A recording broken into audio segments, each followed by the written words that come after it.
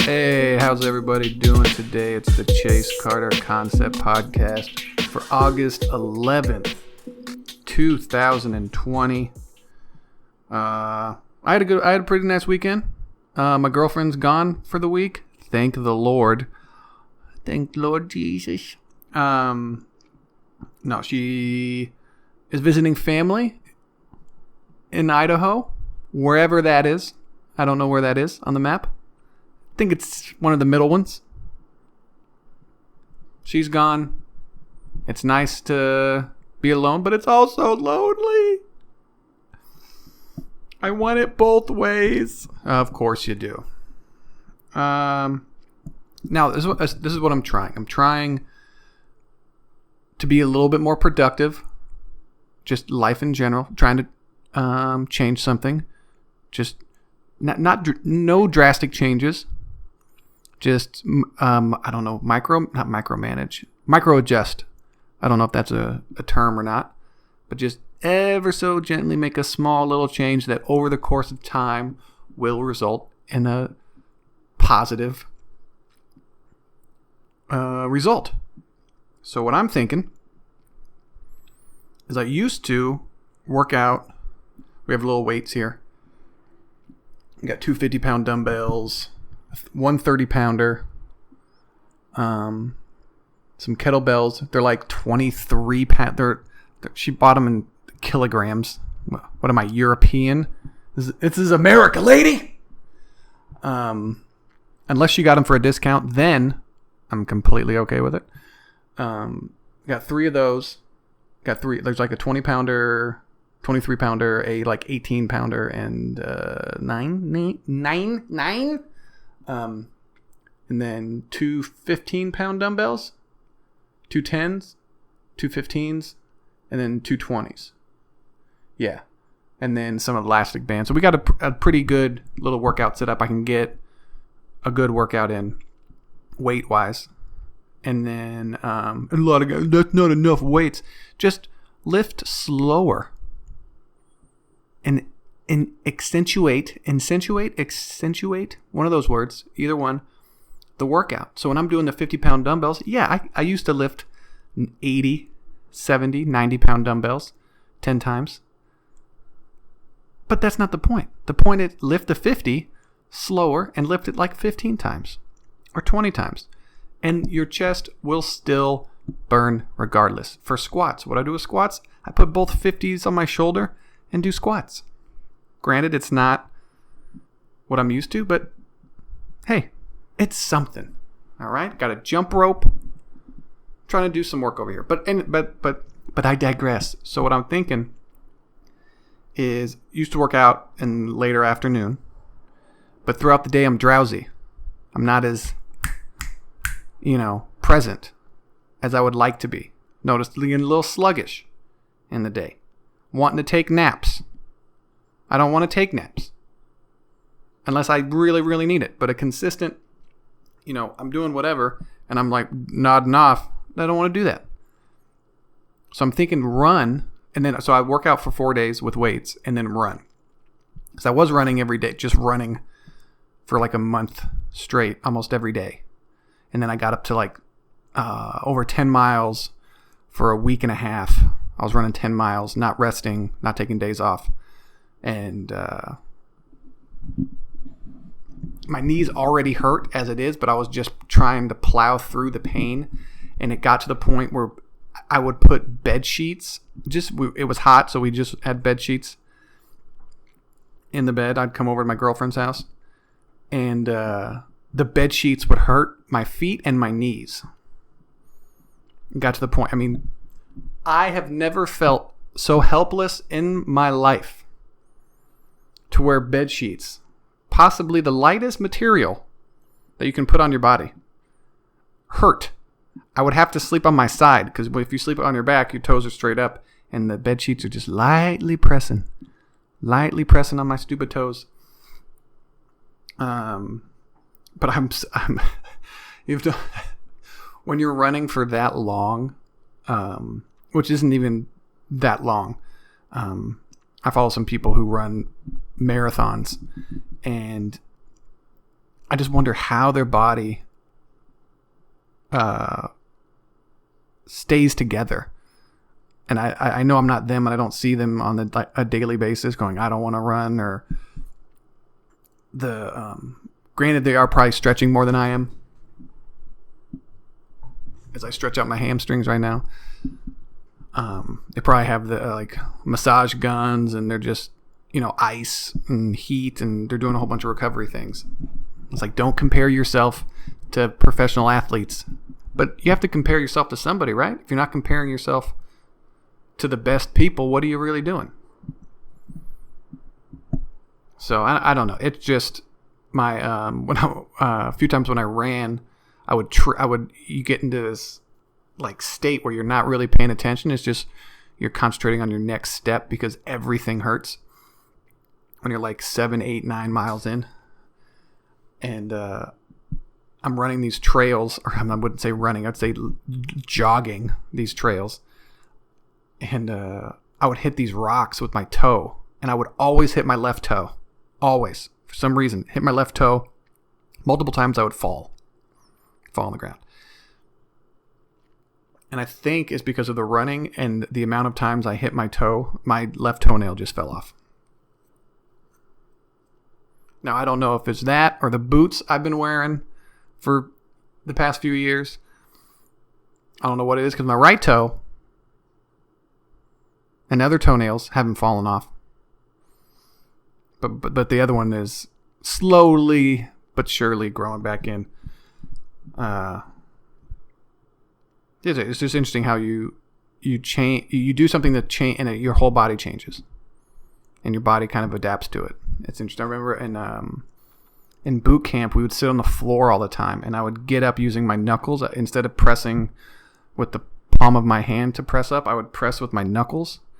I would get up the first knuckle on your index and your thumb. For some reason, I would push like that, and after boot camp, I noticed all these calluses. I think I was hugging my mom or something like that, and she was happy to see me or whatever. And then she was like, "What are these calluses on your hands?"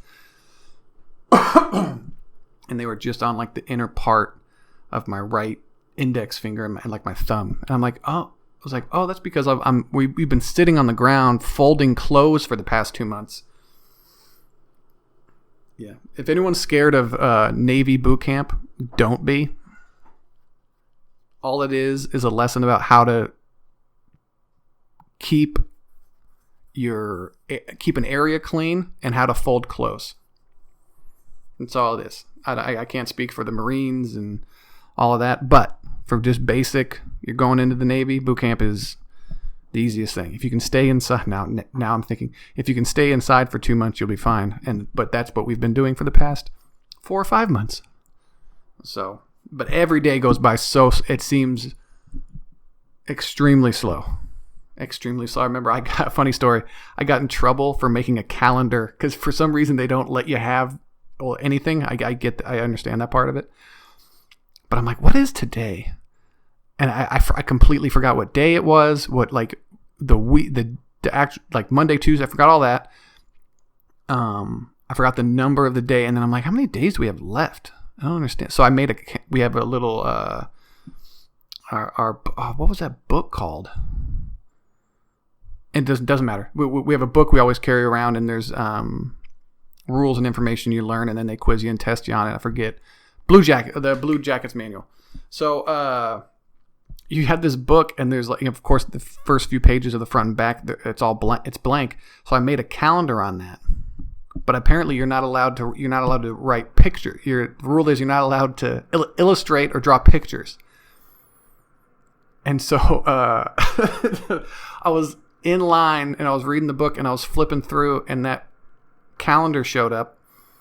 And I was like, oh yeah, I didn't mark off the last few days. So I was like, on Tuesday, okay, then today's this day. Okay, got it. And some chief saw it, and she got upset and took my Blue Jackets manual from me and gave it to my chief. And I was like, oh shit, I'm in trouble. What did I do? I don't know what's good. She didn't say anything. She just took it. And then, So of course, any little thing you think you're going to die, but it's not. They're trying to get people into the fleet. They always say, what was the thing they say? I'm going to digress here from the little story. They're like, we put so many people through last time that we shouldn't have. And trust me, I'm not doing it again. I'll fail this entire, the entire unit or whatever. And it's like, no, you won't. Because that looks bad that means you can't take these kids and make them sailors. So you're going to fail a few of them, obviously, because out of a group, some of them are going to not be able to handle it. That's fine. But you're not going to fail everybody, because then they will fire. Then you won't have this job anymore. And so there's so many people in our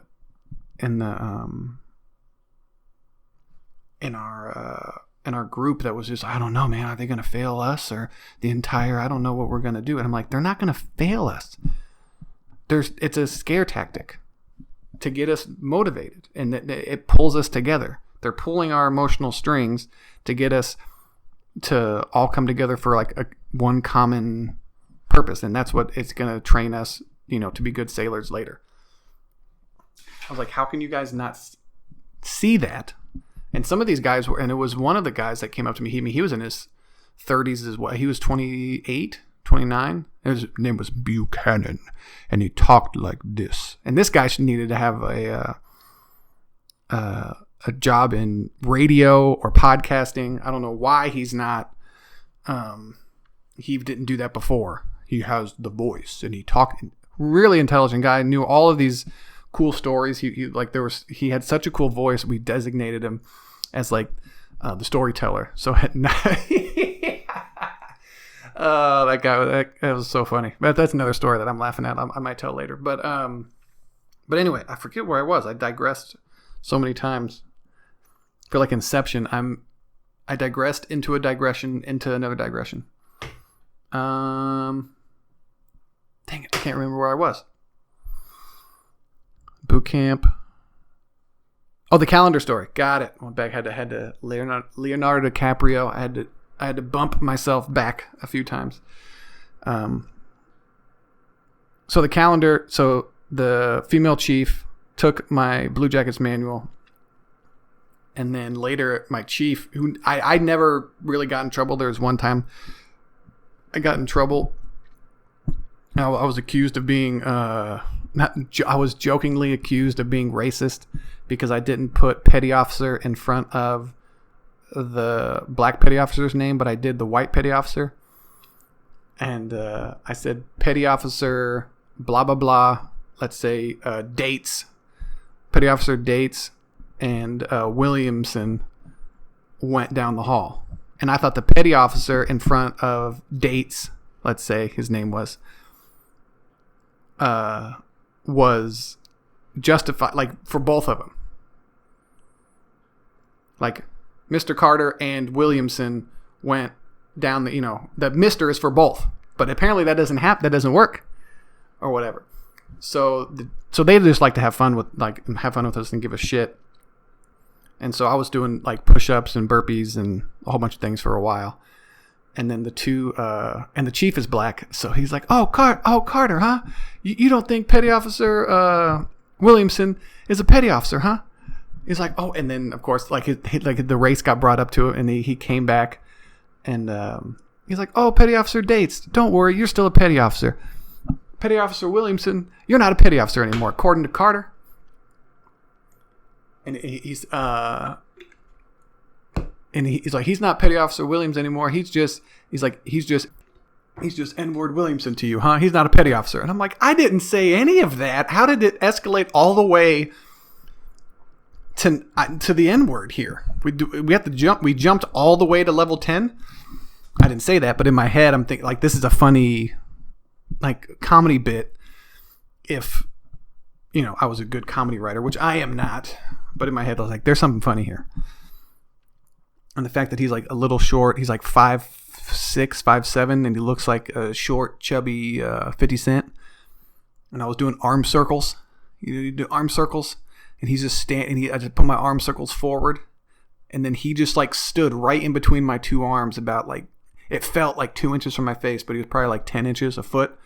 foot away. So if like I could have just dropped my arms and hugged this guy, and he's staring right at me, and I'm like, oh, I can't laugh right now.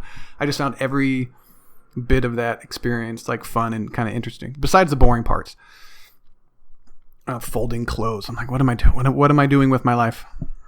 But that's part of the whole thing, because you're gonna have immense downtime where things aren't happening, and then all of a sudden you have to be ready for something. I think that's what it's supposed to mimic. But yep. So I didn't even finish the calendar store. So then the chief got my book, and I thought, oh, I was gonna be in trouble. And so we got back to our barracks, and then he's like, Carter, Seaman Carter, blah blah blah blah.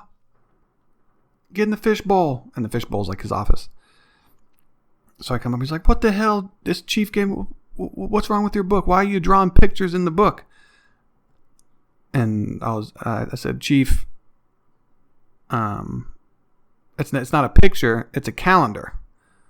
And he's like, motherfucker, it's a picture of a calendar. I was just like, okay, okay, right, you're right, it's a picture of a calendar. You're right. I don't know how else I'm supposed to draw a calendar without it technically being a picture of a calendar. And it wasn't like there was nothing else written in the book besides. But then I was like, in my head I'm thinking, isn't like right, because you can make notes in the book. You can write notes, like highlight things or whatever. And I'm like, well, isn't that drawing in the book too? Like a picture? Those are pictures of letters. I'm writing a letter. That's a picture of a J. I'm like, I don't understand.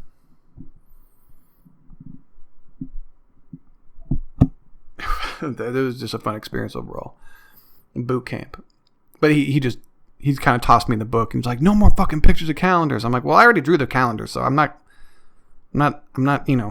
calendar man in the DC universe, just like waiting for specific dates. I'm just like, look, I'm trying to get a sense of time here. This is a time bubble. Of course, in my head, I'm thinking all of this. But yeah, so I think I'm going to start running in the morning. Back to the I'm going to start running in the morning. I think that'll be fun. And then obviously have my normal work day, and then we'll lift weights after. That's what I'm thinking. I think it's going to keep me more alert and more awake, because there was a time when I had to work out extremely early, and I just felt better at that point in my life just throughout the day. I don't feel as lazy. But I'm just going to see how it works. I'm going to do it for a few months. See how it goes. Let's see. What else interesting? I also find it interesting during this social movement for the awareness for more black people in acting jobs. First of all, I always wondered, it's kind of interesting. It's just acting jobs that are being put in high CEO positions. It kind of reminds me of women. The women, they only want the high paying elite jobs where they tell everybody what to do. But they don't, it's like, oh, equality for women in being a doctor, equality for women in being CEOs, equality for women in equal pay for NBA or for WNBA players. But it's like, what about like a bricklayer? Do you want 50-50 women? Do you want to do that? But what about being a plumber? Do you want 50? What about the people that come pick up the trash? I don't see a lot of women doing that. Do you want those jobs too? Oh, you don't? You just want the good stuff out of life. Okay. So that's what all the jobs are. That there's white celebrities quitting their high profile job to make room for a black candidate. And I just don't know if that's the answer. Granted, it's a nice gesture, but are they doing it to make themselves feel better? Because I don't know. Maybe I'm just blind, but I don't know if there's. I don't know if that's how to fix it. I don't know. But it's funny. You see, on a lot of these podcasts, I watch an Xbox podcast. They brought out like soon as all this stuff happened, like they had a black video game personality on there immediately. Just one, by the way, which is funny. Like one's enough. One's the limit, guys. Let's two's ridiculous. But it to me it just shows how fake everybody is. Like, you know if you're a good person or not. You know if you're a good person. This whole thing is forcing you to act a certain way that you weren't acting before. Maybe it's in a good way. It highlights, it's like, oh yeah, wait a minute. There are no black people here. But it's like, but they should be 50-50, right? Well, it's like, no, because they're not 50% of the population. The whole women thing, I understand, because women are 50-50. Just women in general. Like, I think we should always strive to do good. Always strive to not have anyone be disadvantaged.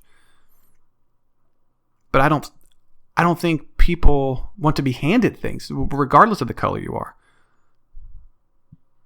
I think people want to earn it. And if they have to go through trials and tribulations, they have to go through resistance, when you get something, it's going to be worth even more.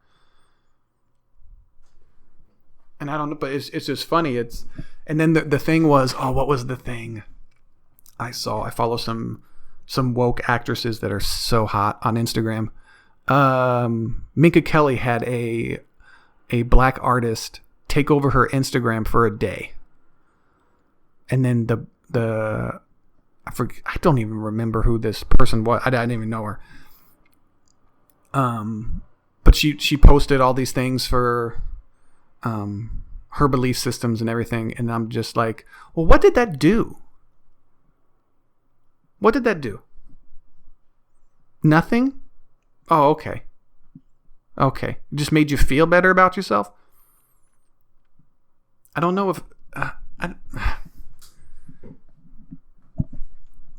nothing anything short of going into certain areas and fixing the problem from within. That's the only thing that's going to fix it. It's the only thing. Not giving an already person on YouTube who makes money off video game YouTuber reviews, putting them on IGN's Unlocked, and that's not going to help anybody. That's not going to fix anything. That guy's already making good money being a YouTube reviewer or personality. It's just real. It's I don't know. It's just kind of an interesting thing. Now, I've been playing a little bit of Star Wars: The Fallen Order. I've been streaming that game lately. I played it the other day. And my girlfriend's not here, so I can't play Sea of Thieves. First of all, my girlfriend has stolen all my video game time and turned it into date night time, which I enjoy, but also don't agree. I wanted to talk a little bit about Star Wars: The Fallen Order. I really like the game. I really enjoy how it makes you feel like a Jedi. There are some nerdy nitpicks. That could be a segment. Some nerdy nitpick time. But the character feels very floaty. And what I mean by that is he doesn't feel attached to the ground enough. When you jump from a high elevated platform, first, there's no fall damage, which is weird. I think if you fall from a significant height, he should have a little force push or have the force slow him down a little bit, before he hits. I don't think he should just do a ninja roll and then be perfectly fine. Because I'm thinking force push. And then why doesn't force push also push the Jedi back? I don't understand that. They usually don't brace. They hit someone with a certain amount of force that can knock them way back, but then they're perfectly still. Super unrealistic. But it feels very floaty. I didn't like that. I want a character that's more attached to its environment, its surrounding environment.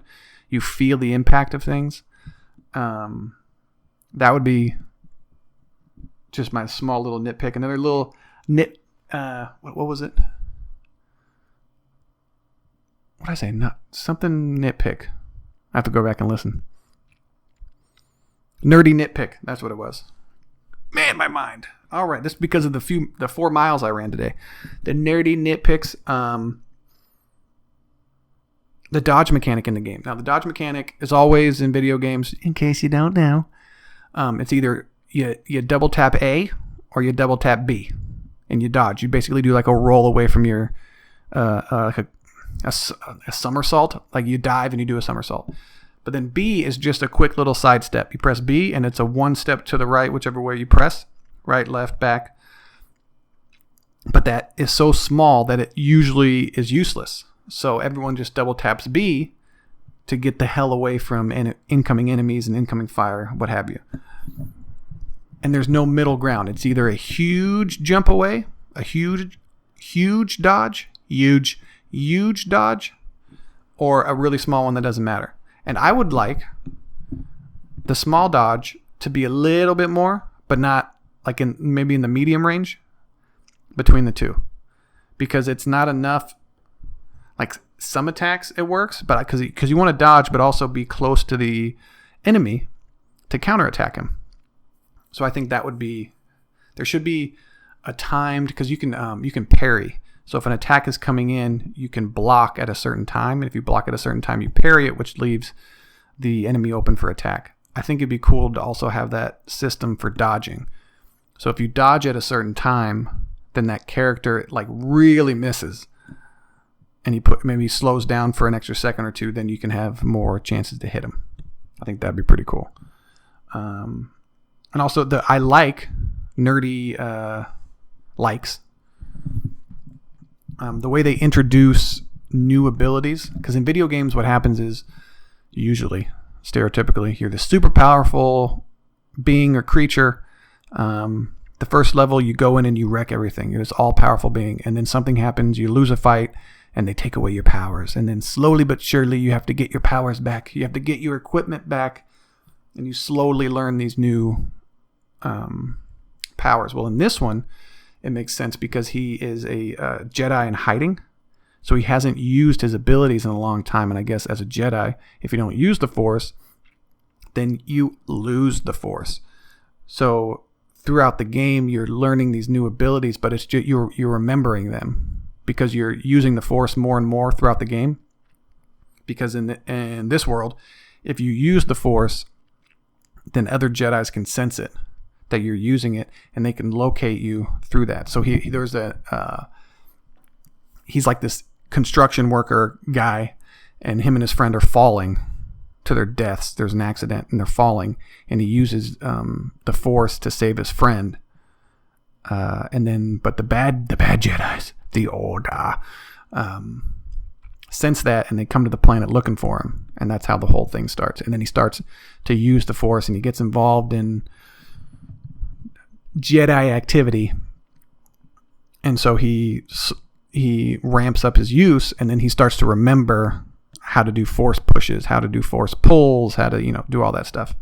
So it's a really cool story way to introduce new abilities to the player, which is me, but not new to him. And they use it through flashbacks. So like he was falling, spoiler alert, he was falling again, and his lightsaber was out of reach. And up until this point, you can only Force push things away or Force freeze. You can't pull things back to you. So in that instance, he flashed back to when his Jedi master, I forget whatever they're called, a Padawan. When he was a Padawan and he was learning from his teacher how to Force pull. So you learn how to Force pull, and then it switches back to present day, and then you Force pull the lightsaber back into your hand. And I was like, oh, that's kind of, and they do it with all the abilities. So I was like, that's pretty cool. I really like that. And I thought another nerdy nitpick, that you can use the Force to solve puzzles in the game. So you have to get an orb. The orb has to be in a certain spot, so you have to Force push this large ball into a certain slot or area. There'll be like a crack in the wall, and you have to Force push the wall, and the wall crumbles and breaks, giving you a pathway to another area. There's little things like that. So, and it's interesting, it's usually not the same every time. And then you have a droid with you, and the droid can unlock certain doors. So you're not just force pushing, force pulling. I thought it'd be interesting if you can use your lightsaber to open a door, certain doors. That would be cool. Just kind of force cut into it. Or lightsaber force cut. Force cut, you idiot. Let me get a drink here.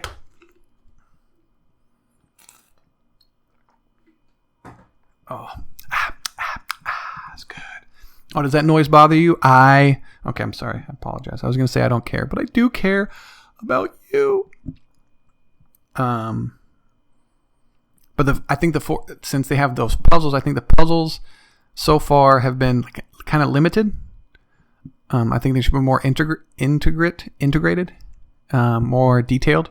And then I thought it'd be interesting. There was a fight I had with an enemy with a flamethrower, a rocket launcher. He had a flamethrower, rocket launcher, or grenade launcher. Flamethrower, grenade launcher. And then he also had a jetpack. And all the enemies I fought prior haven't had a jetpack. So he was up in the air, and I force pushed him. I just wanted him down out of the ground, but then down to the ground so I can fight him on my level. And so when he went up against the wall, his jetpack smashed up against the wall, and it broke the jetpack, and he fell to the ground. And I was like, oh, that's kind of cool. Why don't they have more of that for like every character? There's like they're weak to a certain force power or to a certain interaction. So there's my stupid non-game developer brain, not knowing how to actually code games or anything like that brain. There's an animal in the game that attacks you, and he kind of looks like a horse, but also a ram. He's a giant horse, but he has those curled horns that rams do, and they charge you. And so when you finally at the end, when you kill it, you basically chop off the final hit. Always chops off one of the horns. And I thought it'd be cool if you had a character like that, say, with a horn, but the first time you hit it, the horn fell off, and then you could grab that horn. You have to maybe slow down, use force freeze or whatever, force slow to slow down the animal. Then you can use the force to pick up the horn and then throw it at the horse ram thing and kill it with that way, just stab through it. I thought that I think figuring out special ways to kill the character, because as far as it is now, you just whittle away their life, and then at the end you do like a flashy God of War type end kill. I'm like, that's not satisfying every time. Like, you do it and it's the same thing. It's not different. It's the same like finishing move kill on, but each enemy has its own thing. Now, when it comes to humans, they have like 5 different finishing moves when it comes to normal human enemies, but the animals, they all have the same. So I'm like, oh, that's kind of lame. Either make more finishing moves or add different ways to finish them off, so to speak, the enemies or the animals. Now, I don't know how long that would take or how difficult that is, but like your interaction with the game are those animals consistently. So you have to add multiple layers to the game, to the gameplay that's constant, because you're always fighting it and enemies. So if you have multiple ways you can finish off these enemies, I don't think it would make the game easier. I just think like making a character like there's only one way to finish him. I'm like, no, there should be multiple ways to finish a character. You should have items in the world you can throw at him to kill him. And then certain enemies can see that coming and block it. So it's like, okay, not that way. Okay, then you do something else. And you do something, it's like, okay, that this way. And then you fight him again. And then maybe like a certain character will learn from it. And then you can't use that. You have to use a different. I mean, there's been games like that before. But I don't know. But I just think, say there's the tall ram animal. He has thin legs. So if I did my very first attack, I see him like charging me, and I do a low sweeping attack with my lightsaber. That should chop his legs off, and he should be on the ground, like squirming with no legs, and then you just go up to it and mercy kill it. And then I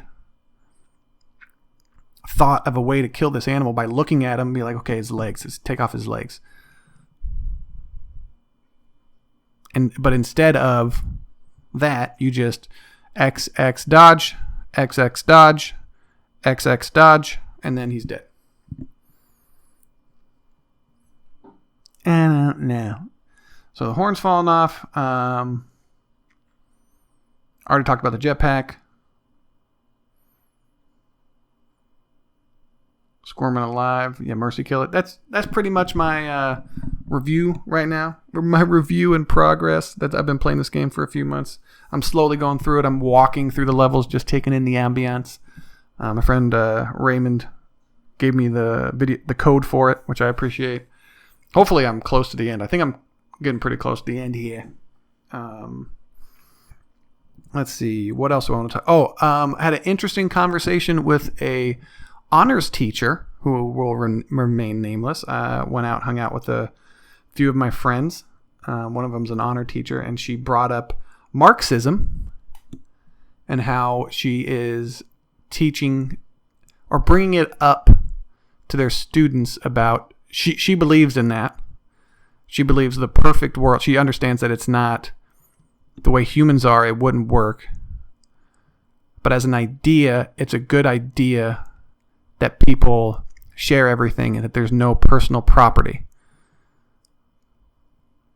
There's also no government in her eyes in this perfect society world.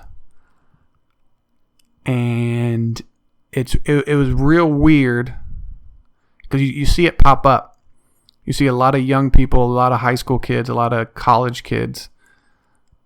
Maybe it's not popped up more, but they're talking about it more, and it's really interesting because I did a little YouTube dive on it because I'm like Marxism. I'm like, what the hell is? I'm like, I don't fully understand it, but it's just basically the whole country is owned by its people. And I'm like, what? What is it? It's owned by its people. So there is a government. There has to be a government to protect its people. Otherwise, if there is no government, anyone can just come in to basically your house and take it. Or another country comes in and takes the country, takes your things.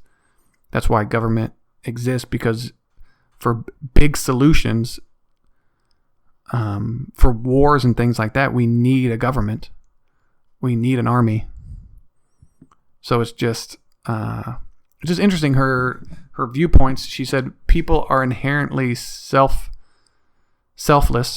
because of one that she brought up one instance. And I was like, I can bring up one instance where people are great, but then also where people are terrible. This one instance where there was a tribe out in the wilderness, and these people brought candy, and they loved candy. So they had a pile of candy. They had hey, I don't want to hear it. This cat's meowing. I don't want to hear it. I'm going to try to let this cat out of the bag, out of the house for a second. Give me 1 second. I'll be right back. Okay, I'm back. Sorry about that. The cat that leaves through the hole in the window is meowing at me, and he wants the door. He wants to leave through the door. Piece of shit. Piece of shit, cat. You'll never amount to anything. But no, it was just an interesting conversation to have, and it basically came down to, it was just real scary. She brought up, I can't remember, she brought up inheritance tax, and I didn't know this, but inheritance tax kicks in. So if your father leaves you something more than like $5 million something dollars, then the government can tax it. And she wants it brought down to $1 million. So if your parents leave you something more than $1 million, then that's all. She said something, that's how much more do you need? And I'm like, well, it's not up to you to determine what the need is. I was like, you're basically stealing money from people who have earned it. And then she's like, well, that person, the wealth in this country is by people who inherited it. They didn't earn it. And I'm like, well, you're not earning it either. The society's not earning it either. That guy's father did, or grandfather did. And the whole reason it's appealing to work hard and to create wealth is so that your kids aren't homeless and they don't have to live a terrible life, which is what this country was founded on in the first place. That's why people left other countries. A lot of times, communist USSR, a lot of people left that because they took whatever that Marx guy's ideas and implemented it, and then it became corrupt, and terrible things happened over there. And the Soviet Union, the USSR, collapsed. So I don't know. There's all these different examples of a lot of these smart professors talking about Marxism, communists, and just like pure socialism. And it's like it hasn't worked out because people are it's a good idea in theory, but in practice it's impossible because we're flawed. And I think any system is flawed. And it just really bothered me that she's a history teacher, so she should know. At least I'm thinking she should know that these things haven't worked. I don't think capitalism by itself is a good idea. I think capitalism mixed in with other ideas. I mean, we have socialist ideas as far as we all pool our money together for the common good. As far as freeway, we want freeways as a society. So let's pool our money together for that. We want public schools. Let's pool our money together for police, for firefighters. Okay, cool. Because firefighters, I heard stories of firefighting stations. They used to go to fires and just let the place burn, and they used to negotiate with the homeowner the price. It's like, yeah, we'll put out the fire if you give us this, and they'll negotiate on that. And people are like, that's not very fair. It's like so let's pay the firefighters a wage. Everybody does, and they put out any fire that they see, and it's like, okay, that makes more sense. If you privatize, I don't know if that's just a crazy idea that happened, or a crazy event that I was not a part of. To look back and think like they used to do that, that's nuts. But that used to be how they made money. Like, well, there was a service, just like a car washing service. Just we'll do it for $20. Nah, your car's really your house is on fire. We'll do it for $100. Well, I don't have $100. Well, then your whole place is gonna burn down. It's just an interesting concept, but I just think it's a mixture of things. I don't think it's one thing. I don't think capitalism by itself. I don't think communism by itself. I don't think Marxism by itself, whatever, and that falls under the category. I don't think socialism by itself will work out. I just think it's maybe like the idea of America, where it's all the cultures combined. Like, let's get everybody together, and then let's hash out our ideas, hash out our similarities and our differences, and then it'll make the collection of us better, because we will have the best ideas of every culture. So like the best ideas of every system of government, let's say, and we can try to implement them into our own. And it was just interesting how the person was okay with taking something that they didn't earn from other people that earned it, whether it was their great-great-grandfather or whatever. It's like, that's the whole point of this country, is so you can solidify yourself and have something that lasts beyond you. Other than, well, then what's the point if you have no hope for like generational wealth? Then what's the point of working hard? Then you would just work for yourself, and then near the end of your life you would spend all of your money, and then your kids would be in the same position you were. So then everyone starts out like poor. I don't think that's the right answer either. So I don't know. The gardeners are here, so if you hear anything in the background, I apologize. I don't know. It was just kind of scary to hear a highly educated woman talk about Marxism like it's a good idea, and that the inheritance tax would put better books in the kids' hand. And she teaches at a wealthy school. Her kids aren't hurting. So I don't know where she's getting this idea where her kids need books.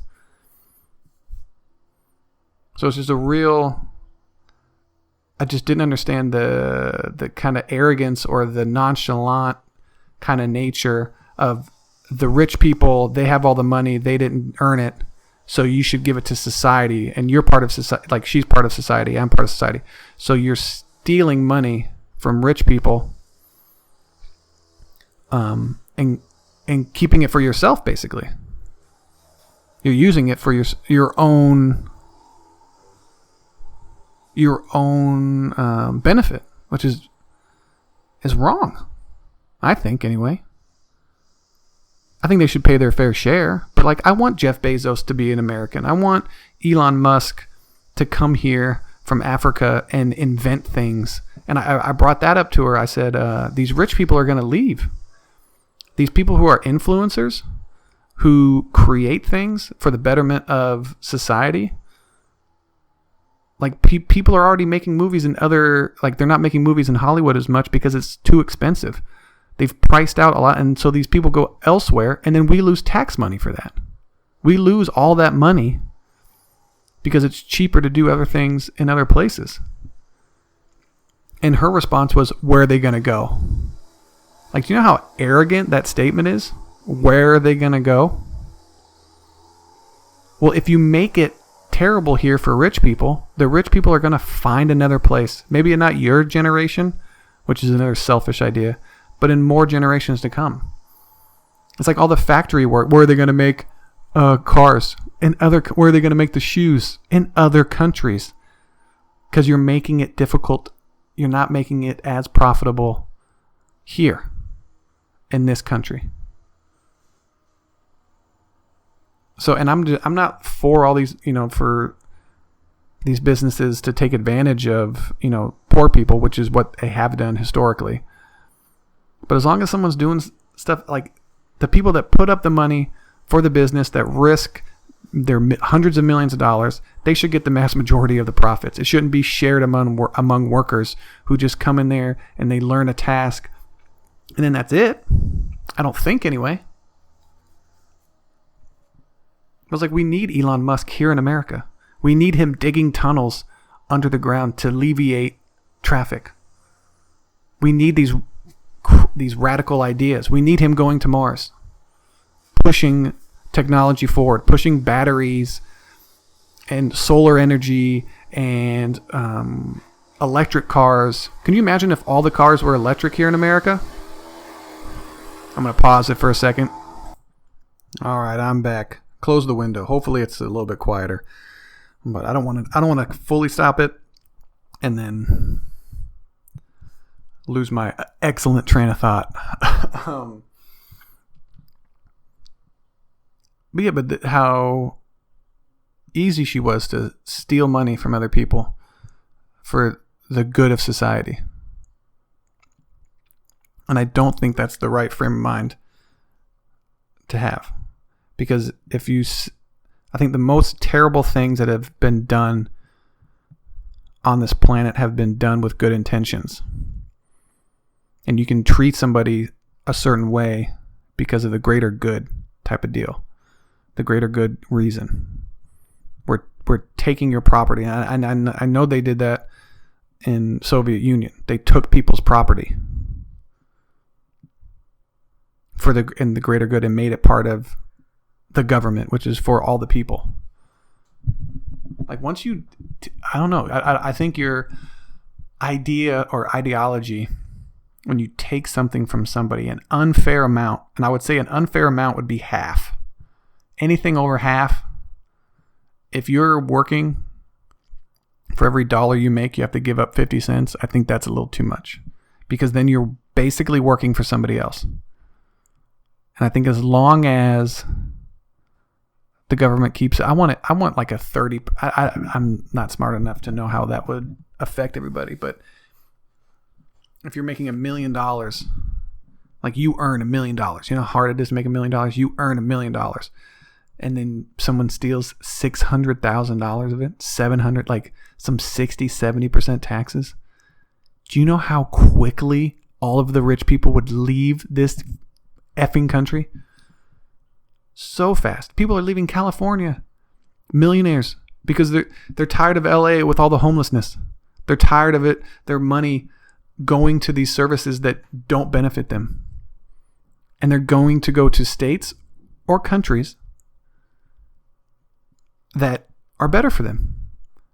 So we're going to have these super rich countries that are creating everything, and then other countries are just going to be poor. So it's just real. I think it's, I don't know. I just don't know how someone can rationalize taking something that's not yours. Like I earn $10. I can leave my $10 to my kid if I want to.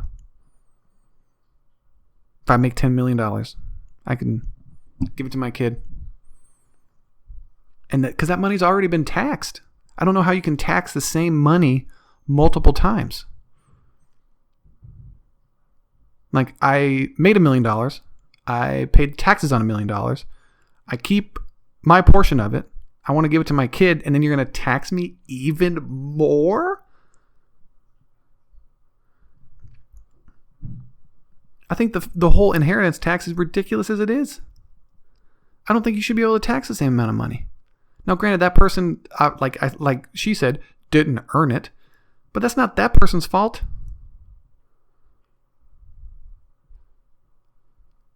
Like, LeBron James didn't earn being 6'9", but he is.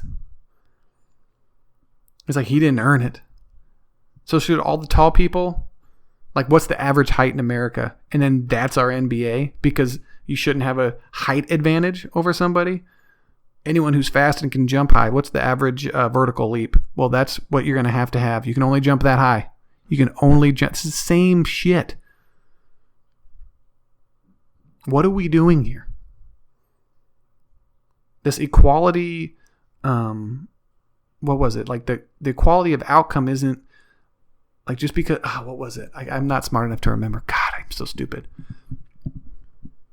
But like the treatment, like equality is not the same as the quality of outcome. So like you can treat somebody, you can have 2 kids, you can treat them exactly the same, and one of them is successful and one of them's a loser. So the quality of treatment or rights or whatever does not determine quality of outcome. And I 100% believe that. It's up to that individual. If you're poor and don't like being poor, there are ways to get out of it. Now, is it more difficult for you? Yes. Then is your life going to be more difficult than someone who was born into wealth? And yes. But if you start, everyone starts out at 0. You can not mess up your credit. You can get loans. You can go to school. My girl, she has a whole bunch of student loan debt. She grew up as a foster kid. And she's a dental hygienist. And she makes a good amount of money. She doesn't even need me to do anything, which is one of the reasons I like her. I'm going to hop on the gravy train. Doot, doot. But yeah, she doesn't need me. If we ever move in together, she doesn't need me to pay half the rent. I can be she can be my sugar mama. I can be a little sugar baby. She can take care of me. Oh, it'll be so nice. I just work out and look good for her. Just an entire role reversal. But yeah, so she came from nothing. She had nothing and made something of herself. And to be quite honest, she's not a genius. She's smart, but she's not a genius. It's not like you have to have these incredible attributes. You just have to work hard. You just have to be like, I don't like my situation. I want to make it better. That's all you got to do. But a lot of people, and I asked the teacher, it's like a lot of people are poor because they're lazy. Not all of them. But not all of them, but a good portion. They just don't have for whatever reason, they don't have something that motivates them to play the game the right way. Even people who hustle and do like fraudulent things, even like a drug dealer. I don't blame the drug dealer for selling drugs. He's just trying to get ahead in the only way he thinks he knows how. I'd rather have them selling, but like if you're selling drugs to people, first of all, I think drugs should be legal. So if people should be able to put whatever in their bodies that they want. And I think it would stop a lot of the violence and terrible things related to drugs if we just legalize there. Oh, you want to use it? Fine, no problem. And then there's like, oh, well, we can do this now? Yes, go ahead. We don't care. You want to use drugs and die? Go right ahead. It's going to be legal to operate vehicles on these substances and doing certain things. But yeah, if you want to stay at home and do heroin, go right ahead. Nobody cares. You can drink bleach. You're not going to get in trouble for drinking bleach, which people have done lately, which is interesting. But yeah, so I encourage you to look up Marxism on YouTube and the interesting ideas it has. Basically it just seems like a bunch of poor people looking up at individuals that have made something of themselves and being like, I'm jealous, I want that. That's what it seems like to me. I'm not that successful for whatever reason. I can't put my finger on why I'm not successful. I want what you have. Give me what you have. But they know that wouldn't go over well. So they're like, well, it's for society. It's for all of us. Not just me. I'm a good person. That's the way it comes off. And I could be wrong, but I don't think so. I just haven't heard a real good argument that counteracts this. Like there's been societies that have used this doctrine and none of them are successful. It's real. And then she also brought up the Communist Party of China that rules over China right now. It's not a communist party. They have communists in their name. And it's like, well, they have parts of socialism in their I was like, yeah, we're not a capitalist country. We're not a full capitalist country either. You can't, but the communist is in their name. They're communists. They may use other parts of whatever, but that's what they generally are. No. Free speech doesn't exist over there. They control their people in a multitude of ways that we would be sickened with. You think there's civil unrest here now by how certain people get treated? Imagine if they treated everybody. You're going to say that? You go to jail now. They just arrested some guy. I was going to do a news clip. I was going to do a whole bunch of news things, but I've been rambling on about this teacher who thinks Marxism is okay. There's some guy, I'm going to read this article. Hong Kong publisher Jimmy Lai was arrested under national security reasons here. Let me load this. This is the New York Times.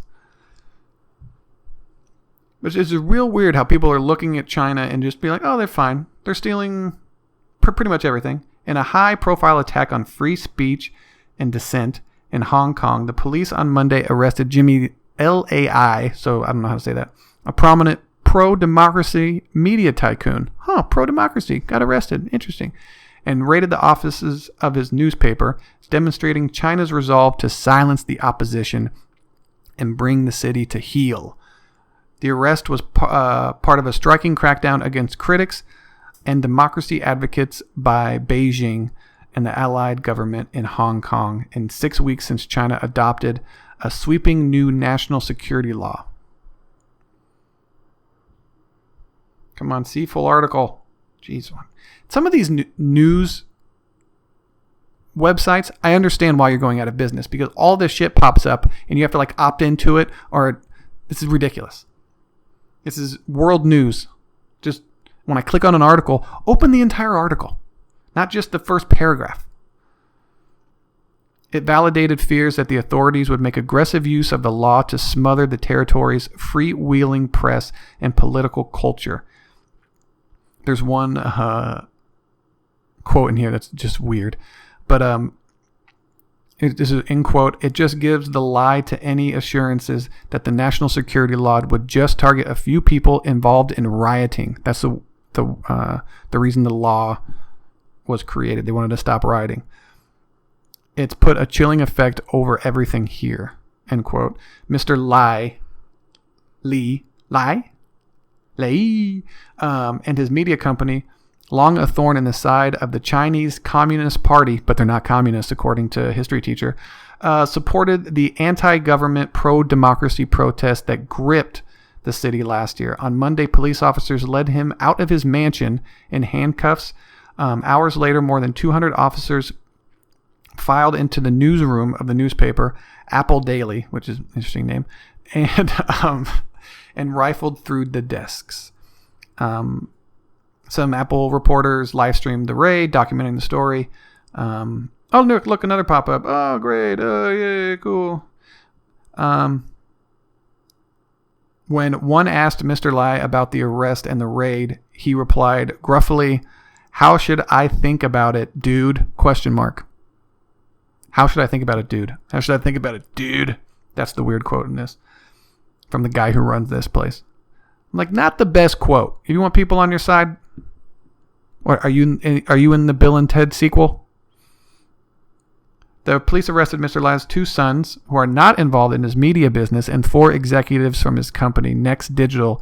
So they're even arresting people who aren't part of the newspaper. Just arresting everybody. Since the security law took effect, the Hong Kong authorities have arrested people for T-shirts and tweets that were seen as advocating independence from China, have asserted a right to protest critics abroad, have barred 12 pro-democracy candidates from the legislative elections, and have postponed those elections by a year. You think it's bad here? Wait till you go visit Beijing. These moves, like the arrest of Mr. Li, signal that China means to deal with Hong Kong as it pleases, unconstrained by international disapproval. Australia, Canada, New Zealand, Britain, and the United States said in a joint statement Sunday that they were gravely concerned by the disqualification of candidates and the security law. But it doesn't matter because China can do whatever they want. Because if you're liberal, who are we to decide what's right and what's wrong unless it contradicts what we're doing? On Friday, the Trump administration placed sanctions on Carrie Lam, Hong Kong's chief executive, and 10 other senior officials over their roles in suppressing dissent.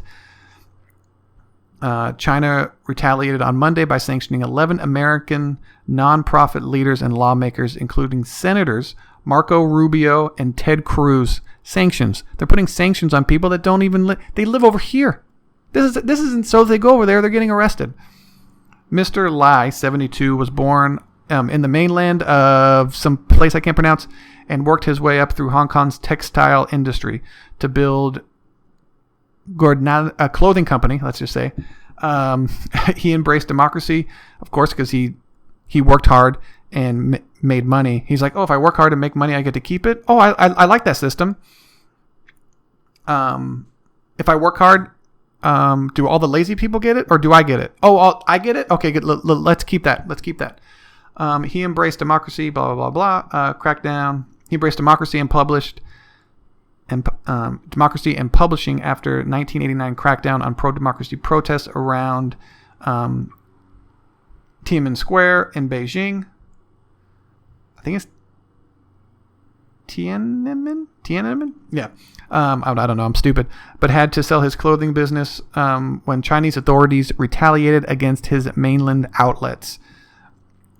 It's unbelievable. Mr. Li is often denounced by Chinese officials and pro-Beijing news outlets who have called him one of the leading forces behind the large anti-government protests in China, or in Hong Kong. Apple Daily is fiercely pro-democracy newspaper that regularly criticizes the Hong Kong government and the Chinese leadership. It gives extensive coverage in print and online to the protest movement and runs front-page headlines reminding readers of when to take to the streets. The newspaper reported Monday that the police had accused Mr. Lai of collusion with the foreign country or external elements, a vaguely defined crime under the national security law. Mark Simon, a senior executive with Next Digital, said that Mr. Li's 2 sons, in addition to facing national security charges, were also being investigated for unspecified violations of corporate law. Given the lack of involvement by Mr. Lee's sons in Next Digital, the police actions suggested that the authorities were investigating Mr. Lee's private investments. The police said in a statement on Facebook that officers had entered a building in another place. I can't pronounce the location of Apple Daily's headquarters. Live footage showed a tense scene in the newsroom. An editor demanded to know exact boundaries of the areas being searched. He was shoved by shouting officers, "Remember his face." An inspector said, "He still behaves like this. Give him a warning. If he doesn't listen to the warning, arrest him." Just real weird how they can just come in to your place of work. You haven't done anything actually illegal. Well, illegal depending on their laws.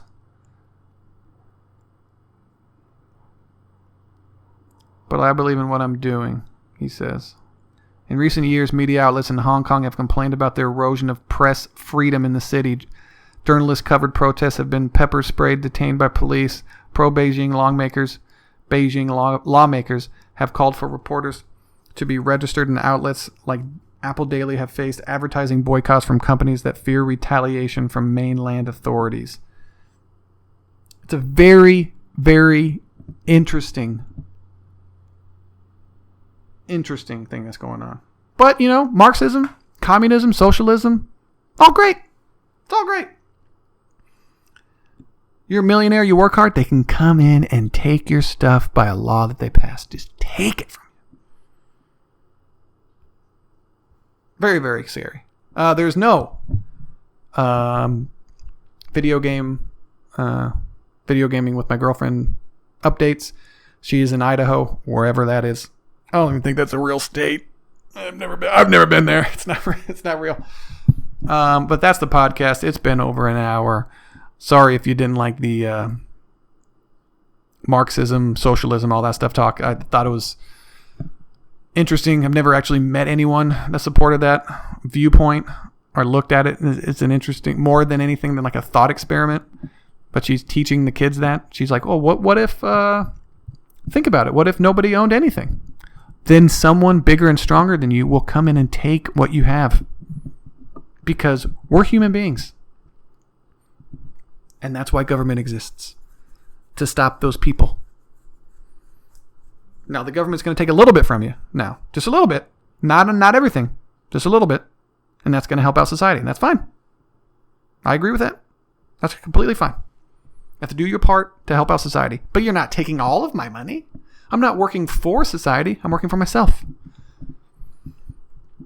Because we need people like Elon Musk and Jeff Bezos. Jeff Bezos has made billions of dollars off of making things convenient. God bless that man. God bless that man. As long as he's not into anything crazy that I don't know about. God bless him. But yeah, that's the podcast today. Hope the rest of the week goes well for you guys. And I'll see you. Oh, you'll hear from me next week. All right, take it easy. You got this shit knocking low.